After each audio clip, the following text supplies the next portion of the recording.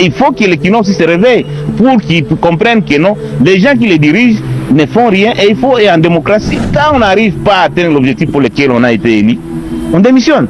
Mais si vous laissez les gouverneurs pendant 5 ans, pendant qu'il ne fait pas les tâches pour lesquelles il a été élu, je crois, s'il appartient aussi aux Kinois, c'est constitutionnel de revendiquer pacifiquement et de réclamer les dirigeants, des bons dirigeants qui tiennent compte de la volonté populaire. Dans tous les pays du monde, depuis l'Antiquité, l'Égypte antique, la Grèce antique, la politique est des sens élitistes. Ça doit être les meilleurs d'entre nous qui doivent présider à la destinée collective. Malheureusement, ici à Kin, on ramasse, ce sont des gens qui, s'ils sont chantés à longueur de journée, c'est ceux-là qu'on considère qu'ils peuvent être leaders. Non, c'est le fait d'être chanté par des musiciens ne vous donne pas la possibilité d'être compétent. Bonjour fidèles téléspectateurs de la RTNC Développement. Comme vous le voyez sur le terrain, nous sommes là pour parler de notre émission Gouvernance locale. Aujourd'hui, nous allons parler du développement de la RDC. Mais parlant de développement local, nous prenons déjà le projet de développement des 145 territoires que le président de la République avait mis sur place pour que le ministère de la Descente, le ministère du Développement rural et le ministère du Plan puissent prendre en charge cette activité pour que nos provinces soient développées par rapport aux routes des dessertes agricoles, par rapport à l'eau et par rapport aussi à l'électricité. Mais nous sommes en souci de voir que sur le terrain, rien n'est fait jusque-là. Par exemple, la vue de Kinshasa, c'est à peine quelques acteurs qui ont été améliorés, mais nous assistons à des embouteillages terribles qui montrent peut-être que ce projet-là n'a pas été mis en place.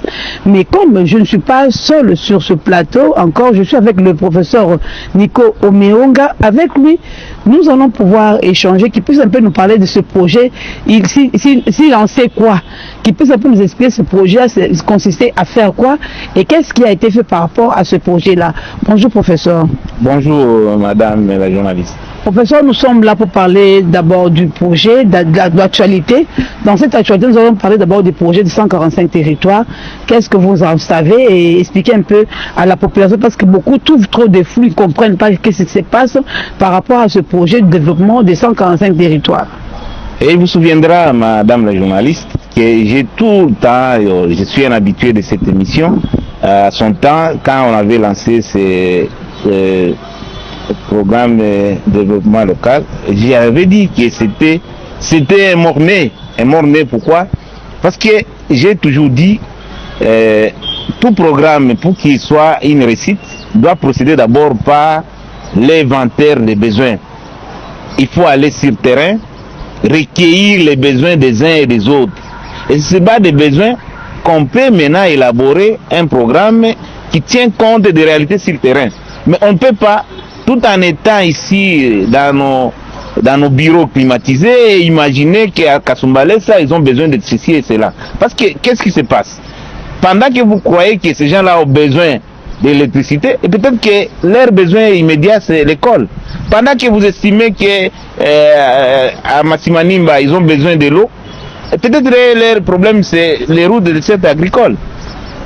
Or, tel n'a pas été fait. Et j'ai toujours dit ceci, des choses pour impulser le développement au niveau local.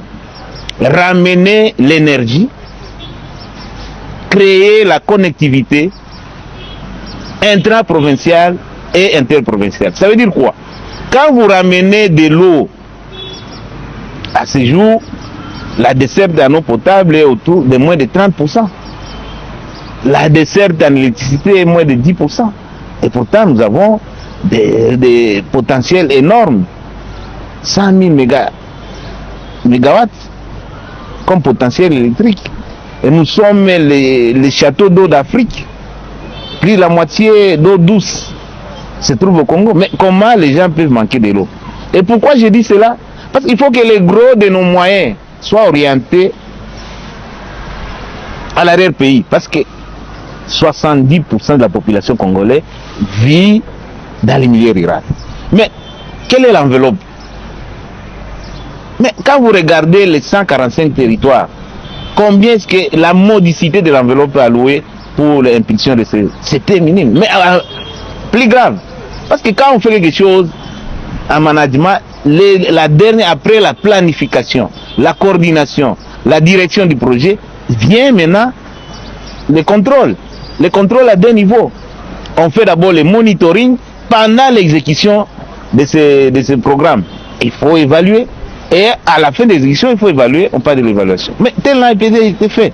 Tout ce qu'on a mis, le peu de moyens qu'on a mis à disposition de ces territoires, pour la plupart, il y a une partie qui est restée ici à Kin, et la partie qui est partie par exemple chez moi à Kibombo, les administrateurs qui sont à place, ça sont servis parce qu'ils savent que nous sommes caractérisés par une sorte d'impunité qui ne dit pas son nom.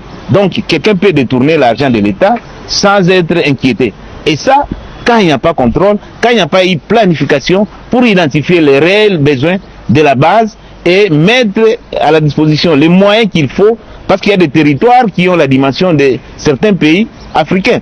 Alors, ces territoires-là, vous donnez très peu, 10 millions de dollars, ça ne veut rien faire. Alors que nous avons vocation de faire mieux. Et j'ai toujours dit, la modicité de cette enveloppe allouée pose problème.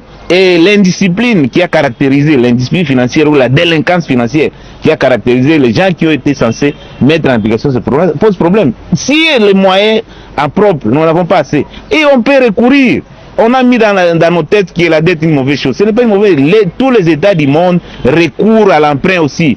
Les États-Unis, qui sont les pays les plus développés du monde, c'est les pays les plus endettés. Donc on aurait dit monter un projet qui bénéficiait d'un emprunt conséquent pour orienter dans ces 145 territoires. Ou qu'est-ce qu'on devrait faire? Au lieu de faire 145 territoires au même moment, on devrait sélectionner quelques territoires pilotes et avoir l'expérience. Et une fois que ça réussit, on peut implémenter pour le reste des territoires. Mais quand on commence 145 territoires au même moment, avec une enveloppe très modique, avec des personnels politiques qui n'a pas de moralité, qui est caractérisé par la corruption, parce que là, nous sommes dans un environnement corruptogène. Nous sommes le 5e pays le plus corrompu d'Afrique et le 15e pays le plus corrompu du monde. Donc, dans un environnement comme celui-là, caractérisé par l'impunité, avec un appareil judiciaire qui est agonisant, il n'attend que son certificat de décès. Donc, dans un environnement comme celui-là, et un leadership au rabais, des institutions politiques bancales, parce qu'il n'y a pas de légitimité requise, on sort des élections contestées, des élections où on a assisté à un hold-up électoral, à un banditisme électoral. Dans des conditions comme celle-là, quand le peuple n'a pas la confiance des dirigeants, tout ce qu'on peut engager ne peut pas donner les résultats escomptés. Merci beaucoup, professeur Omeonga. Nous prenons beaucoup plus sur la ville de Kinshasa. Quand on se promène partout, il n'y a pas de route.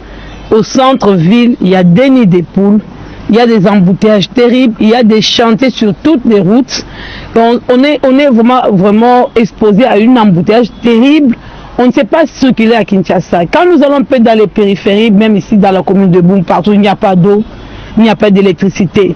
Professeur Omeonga, est-ce qu'on peut parler de l'administration ou bien c'est la politique qui pose problème ici à Kinshasa? La politique pose problème parce que Kinshasa a été considérée comme l'une des grandes villes africaines. Et d'ailleurs, on disait Léopoldville, Poto Moindo, pour dire que c'était Kinshasa la belle. Aujourd'hui, Kinshasa est devenue la poubelle. Mais qu'est-ce qui est à la base? J'ai toujours dit, la volonté politique, c'est la volonté souveraine. Si vous mettez des gens qui, à la tête de cette ville, qui est en réalité, qui a la dimension de certains pays africains, il faut quelqu'un il faut un leadership.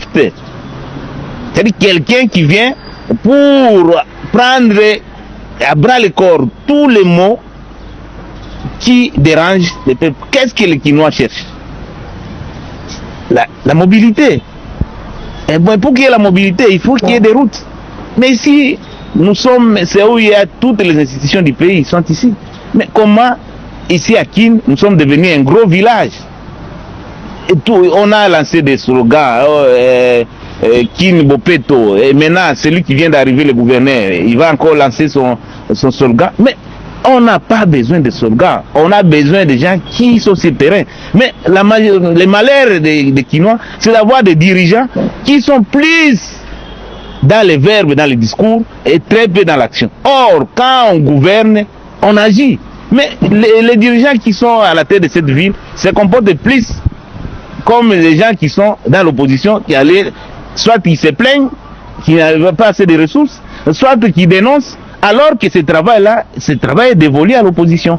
Quand on vient au pouvoir, on vient se battre d'un programme. Mais quand une fois qu'ils sont élus, ils ne tiennent pas compte de ce programme. Ils promettent mots et merveilles. Mais une fois au pouvoir, ils ne font rien. Ici, rien que la propriété. Avec tout ce qu'ils mobilisent comme recette.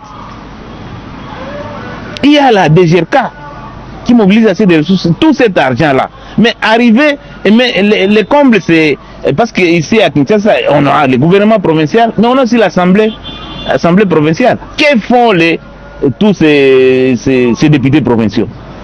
Ils sont tous achetés, pour eux, ils croient que non, ils doivent faire des courbettes au gouverneur, oubliant que ce sont eux qui ont théoriquement élu le gouverneur.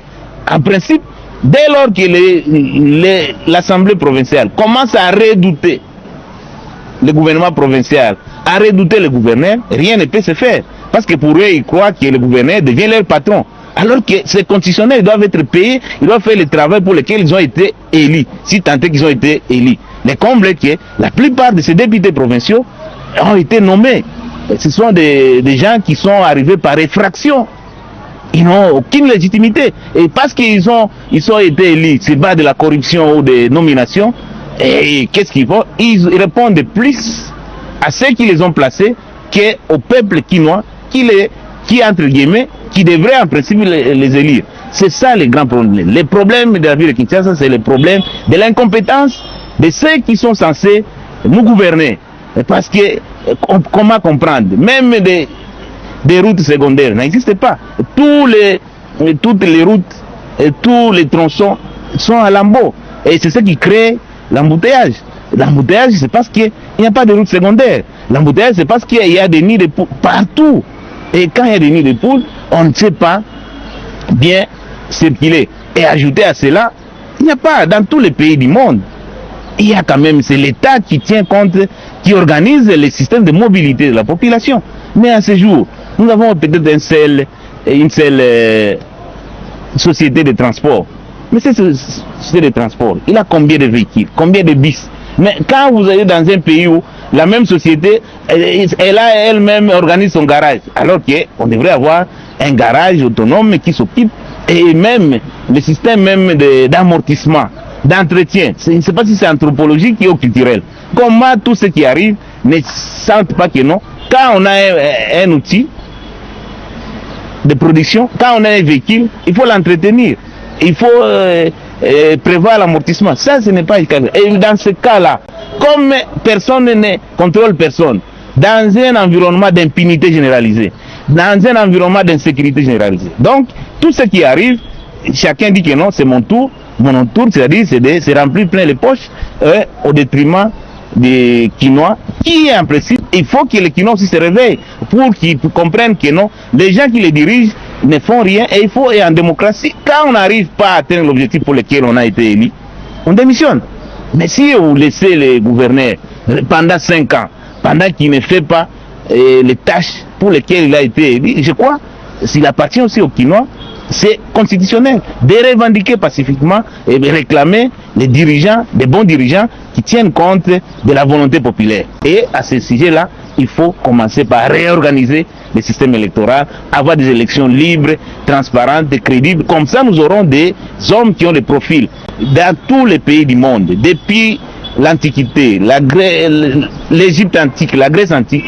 La politique est des sens élitistes. Ça doit être les meilleurs d'entre nous qui doivent présider à la destinée collective. Malheureusement, ici à Kin, on ramasse, ce sont des gens qui, s'ils sont chantés à longueur de journée, c'est ceux-là qu'on considère qu'ils peuvent être des leaders. Non, c'est le fait d'être chanté par des musiciens ne vous donne pas la possibilité d'être compétent.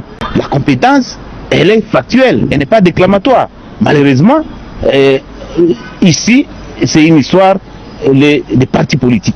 Même si quelqu'un n'a pas le profil requis, on le place. Parce qu'il vient de tel parti politique qui a réalisé autant un score. Alors que ce score-là est contestable. Voilà, aujourd'hui, il faut qu'il y ait une nouvelle race.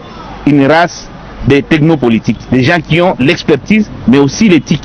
Et c'est des gens qui ont aussi l'amour de servir. Vous voulez être richissime, vous voulez des milliardaires, faites les affaires. Vous voulez servir, venez en politique. Il faut qu'on arrive à congédier tous ces barbares, ces marginaux sociaux, qui devraient être pris en charge par l'élite que nous sommes, mais qui malheureusement, par chance et Lokopamba, se retrouvent à la tête de cette ville. On doit les ramener à l'ordre pour que nous ayons véritablement des gouverneurs qui comprennent les questions sociales, qui comprennent les cris d'alarme des Quinois, et qui peuvent les sécuriser, qui peuvent les apporter les minimums. Les Quinois ne demandent pas trop, les minimums. Et quand il sort le matin, il peut avoir son transport, il peut aller, et il peut avoir quoi se nouer les débuts du mois. C'est tout ce que, pour l'instant, les Quinois demandent. Ils ne demandent pas le ciel. Merci beaucoup, professeur Omonga. Parlons exode rural. Nous trouvons que Kinshasa est saturé. Tout le monde est en train de fuir les provinces pour venir habiter à Kinshasa. Donc tout le monde veut rester, alors les parcelles, on les vend en désordre, sans des normes cadastraux, sans normes cadastrales, et puis tout le monde est saturé, les routes sont pleines. Et quelle est la stratégie ou bien quelle est la politique qu'on doit mettre en place pour que Kinshasa ne soit plus encore saturé, que tout le monde puisse venir habiter à Kinshasa? Une chose, on risque de me répéter, il faut arriver à moderniser nos campagnes, nos villes, nos villages. Et si on les modernise, on va assister à ce que j'appelle l'exode urbain. Parce que tout cela pourquoi ils quittent les villages? Parce que au village, pas d'école, pas de centre de santé, pas d'électricité, pas d'eau. Et ce qui s'adonne à l'agriculture, quand ils cultivent, les sacs de maïs pourrissent parce qu'il n'y a pas moyen d'évacuation. Alors que si on modernise ce secteur-là, si on apporte de l'eau, on met à les routes de dessert agricole, tous ces jeunes gens qui traînent ici sans emploi, ils peuvent aller parce que il n'y a de richesses que la terre. Et le régime en place nous a dit que non, on va assister à la revanche du sol sur le sous-sol. Si ces slogans-là pouvaient devenir une réalité, vous allez assister à l'exode urbain. Les gens vont aller en campagne parce qu'ils savent qu'ils vont cultiver, ils ont des sacs de maïs et ils peuvent venir avec ces sacs de maïs, revendre ici, centre de consommation, et rentrer et vivre décemment. Ils ont l'électricité, mais quand ils sont au village, quand ils voient ce que vous, des médias, ce que vous montrez, vous miroitez aux villageois, ce que Kinshasa la belle, alors tout le monde a envie de venir à Kinshasa, et quand ils arrivent ici, pas d'emploi, et c'est ce qui alimente aussi, en quelque sorte, la délinquance juvénile. Aujourd'hui, quand on parle de Koulouna pour la plupart, ce sont des gens qui n'ont pas d'occupation, qui n'ont pas d'emploi, mais qui se battent pour la survie. Donc, la meilleure moyen, c'est aménager le secteur. Et ici, vous avez déploré, il n'y a pas un plan cadastral. Mais pour qu'il y ait un plan, il faut qu'il y ait d'abord un plan d'aménagement de la ville. Ce plan n'existe pas. Chacun construit à sa manière. Et là, ça crée des désordres. Et même, il y a des canaux d'évacuation qui sont bouchés parce que les gens érigent, même si au-dessus des canaux d'évacuation, et ça pose problème d'inondation. Donc, il y a une indiscipline généralisée, il y a un désordre qui ne dit pas son nom, au point qu'on s'est dit que est-ce que nous sommes-nous encore un peuple, sommes-nous encore des citoyens? Parce qu'un citoyen, c'est quelqu'un qui a des droits, mais qui a aussi des devoirs. Est-ce que les Quinois, il faut que les Quinois se réveillent pour qu'ils comprennent qu'ils doivent jouer un rôle, qu'ils doivent avoir un éveil citoyen, un engagement citoyen, c'est de demander des comptes. Il faut qu'il y ait la notion de redevabilité. Il faut que la question de contrôle citoyen soit instituée pour que les dirigeants, au lieu qu'ils se comportent comme en terre conquise, qu'ils sentent que les véritables patrons, c'est les Quinois qui l'ont placé. Alors qu'il doit être au service des Quinois, au lieu que les Quinois soient au service des dirigeants. Il faut inverser cette tendance pernicieuse pour imprimer une tendance vertueuse qui consiste à imprimer la redevabilité, c'est-à-dire il faut qu'il y ait responsabilisation des dirigeants politiques qui rendent compte, il faut rendre compte.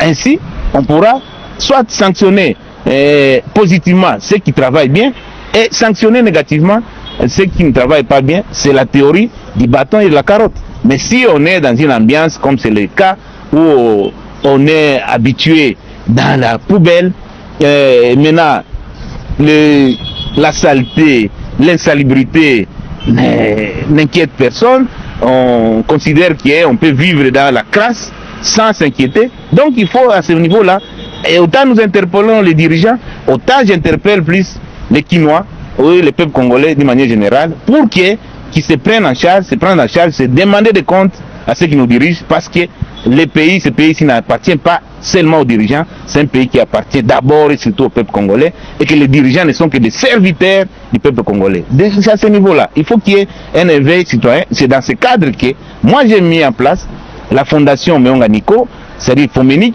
qui fait ce travail-là d'éveil de la conscience nationale, l'éveil du patriotisme, l'éveil aussi des droits, l'éveil de la citoyenneté, pour que les gens comprennent qu'ils ont un rôle à jouer. Ils ne doivent pas jouer un rôle marginal et laisser tout entre les mains des dirigeants qui en principe doivent faire la volonté populaire. Voilà c'est à quoi je voudrais que d'autres organisations citoyennes comme la Foménique s'inscrivent dans cette démarche, et les médias, parce que vous avez, c'est le quatrième pouvoir, au lieu de laisser à longueur de journée la musique dans vos chaînes de télévision, surtout pour une chaîne comme la vôtre, RTNC-D, il semble que c'est la chaîne de développement. Donc le développement aussi participe à la conscientisation, au changement de mentalité, et de montrer au peuple congolais, aux Quinois, quels sont leurs droits, mais quels sont leurs devoirs. Ça, c'est, les médias ont un pouvoir que même les politiques n'en ont pas, parce qu'ils sont capables de défaire un politique,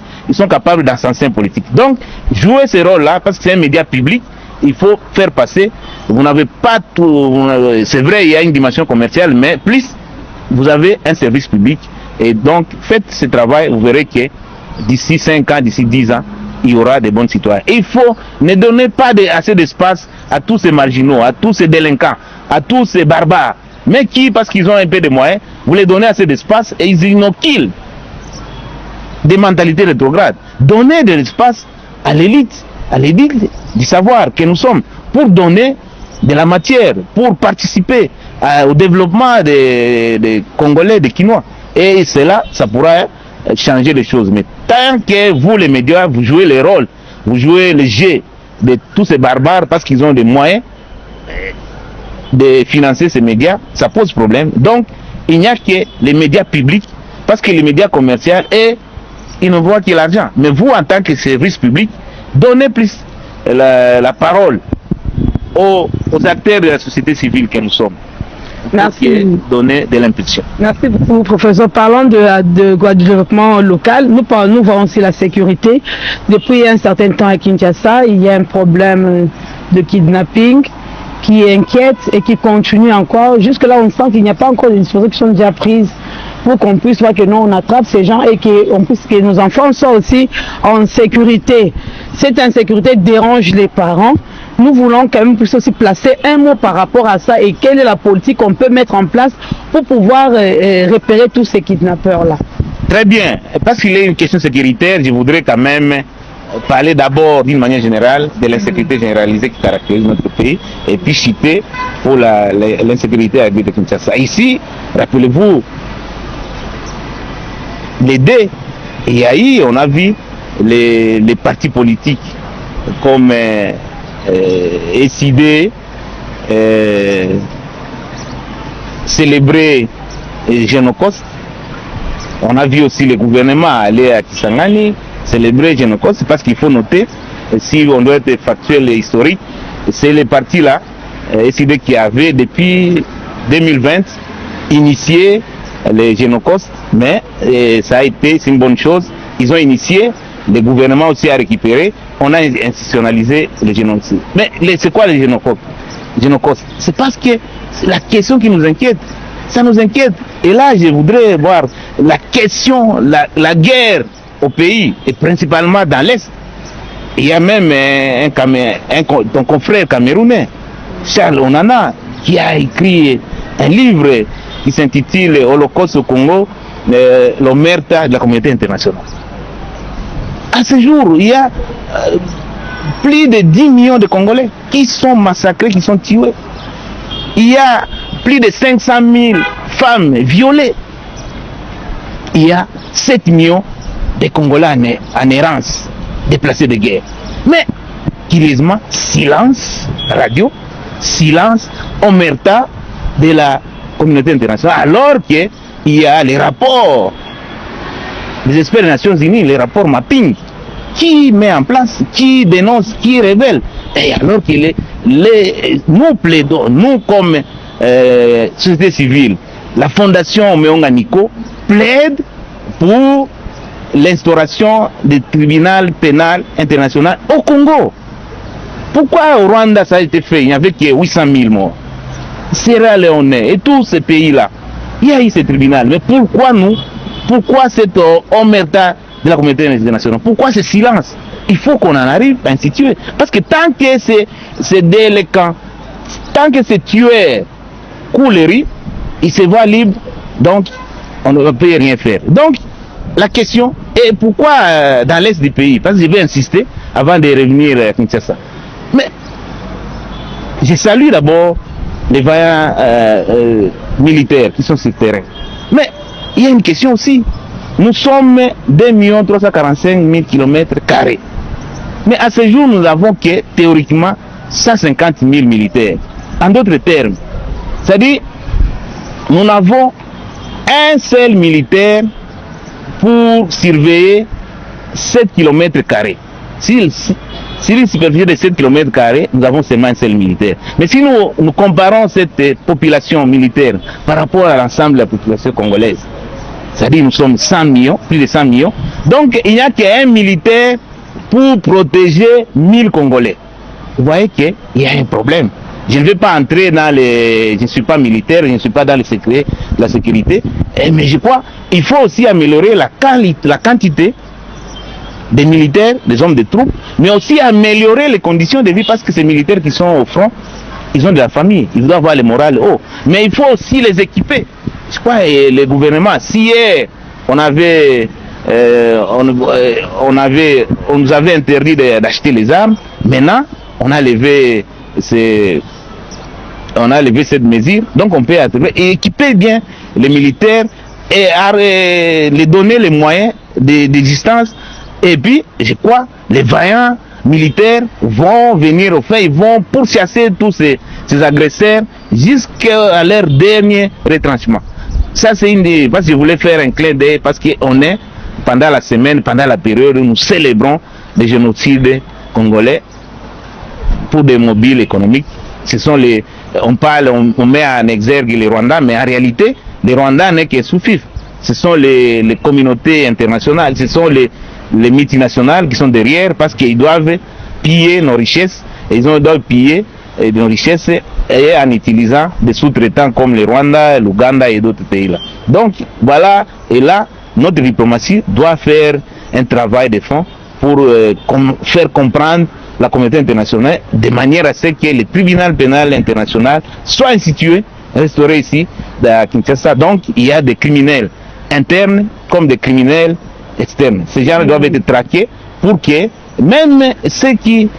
on parle même de la justice transitionnelle. Et il faut que les victimes de toutes ces violences, de tous ces viols, soient traqués et comme ça pourra empêcher d'autres de venir. Mais tant que ces gens sont libres, il y en aura toujours d'autres qui viendront pour piller. Mais pour revenir à Kinshasa, mais il y a insécurité. Premier élément, c'est parce qu'il y a d'abord, on a bafoué l'autorité parentale.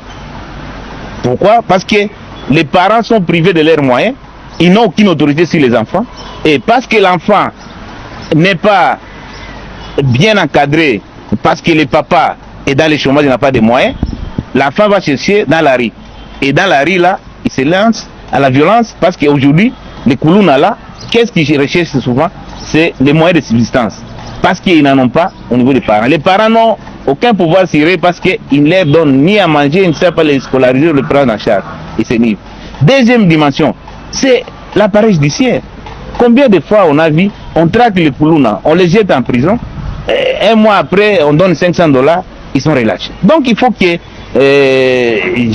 quelqu'un veut même dire que l'appareil judiciaire est agonisant, il n'attend que son certificat de décès. Donc il faut qu'à ce niveau-là, que l'appareil judiciaire, que le ministère public qui a compétence de l'action publique traque, il faut inquiéter ces délinquants. Ces délinquants juvéniles, parce que si on laisse faire les choses d'ici 20 ans, toutes choses restant égales par ailleurs, d'ici 30 ans, il y aura un Koulouna qui sera à la tête du pays, il y aura un Koulouna qui sera dans tous les mêmes à la RTNC, et ainsi nous serons gérés par, nous sommes comme si on était dans une mafia sicilienne où il y a des délinquants qui se promènent et qui sont connus de tout le monde, mais personne n'ose mettre la main. Donc, il faut que l'autorité de l'État revienne. Il faut qu'il n'y a que l'État, il faut que tout le monde redoute l'État. Mais tant que l'État est complaisant et laxiste comme c'est le cas, et c'est ce qui favorise cette délinquance juvénile, cette violence urbaine qui empêche les Kinois de se promener librement. Pourquoi? Parce qu'aujourd'hui, si les Koulouna nous inquiétaient la nuit, aujourd'hui, même en plein jour, les Kinois sont inquiétés. Et ils sont, alors que il faut que l'autorité de la police revienne. Il faut que les polices, ils doivent être inquiétés pour qu'ils sachent qu'il y a l'État qui existe. Si on laisse, nous sommes maintenant dans la jungle.